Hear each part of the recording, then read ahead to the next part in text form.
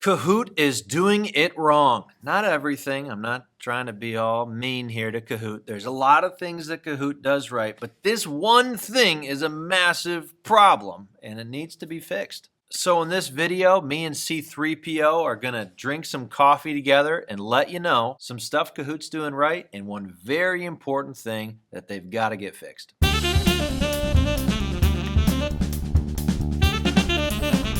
All right, so just because I'm not a jerky guy, I don't think I'm a jerky guy. We're going to compliment sandwich this, okay? So I'm going to tell you something that Kahoot does really, really well, the problem that I have with Kahoot, and then we'll end with something that they do well. And Kahooters, Kahoot workers, if you want to chat about this, let's chat about that. Let's get it fixed. I think it's pretty fixable. All right, one thing Kahoot does super well is allows students to solidify surface level information about any topic. Now, I say surface level information because if you just use Kahoot like it kind of suggests that you use it, like the design just kind of guides me to this, you're going to be asking pretty basic questions and then students are going to be answering with like 4 multiple choice options. And this is perfect for helping students to develop superficial knowledge. And you might think, superficial, that's bad, right? No, superficial knowledge is critical. Like just an example from a history class, superficial knowledge would be dates. 1776, what happened? 1863, what happened? 1914 to 1918.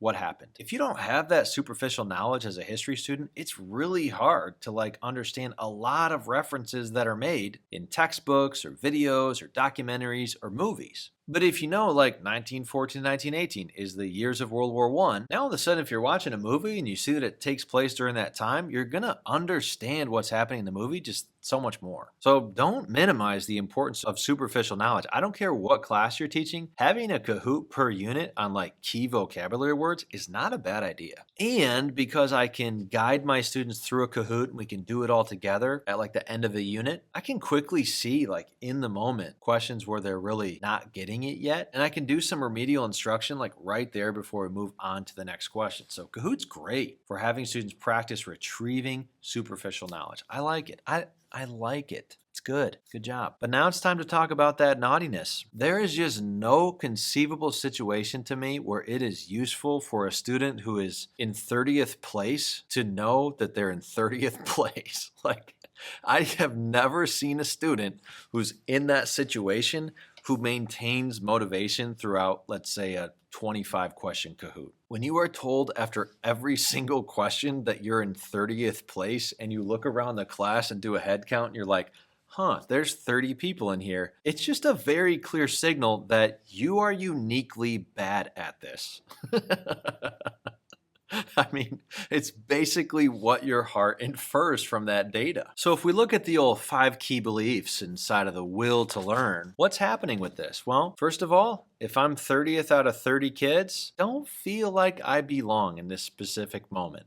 It's a pretty clear signal of anti-belonging. So I think you can, as a teacher, you can teach into this. You can help students to interpret that signal differently, but it's not very easy because again, the signal is super clear. It's much easier, for example, to say after a whole class discussion that if your students felt a little anxious during the speech, it's much easier for you to help them to interpret that as normal and to teach into that because feeling nervous is an ambiguous signal of belonging. I don't know necessarily if my nervousness before I stand up and speak is unique to me or is a shared experience throughout the class. So when the teacher makes that signal more clear and has students raise their hands if they felt at least 1% nervous, that's a really effective way to normalize struggle, which is going to help belonging. By the way, normalize struggle is strategy 10 inside of my book. And there's only 10 strategies in the book, so I think that that's super important. And I guess this is my problem with the whole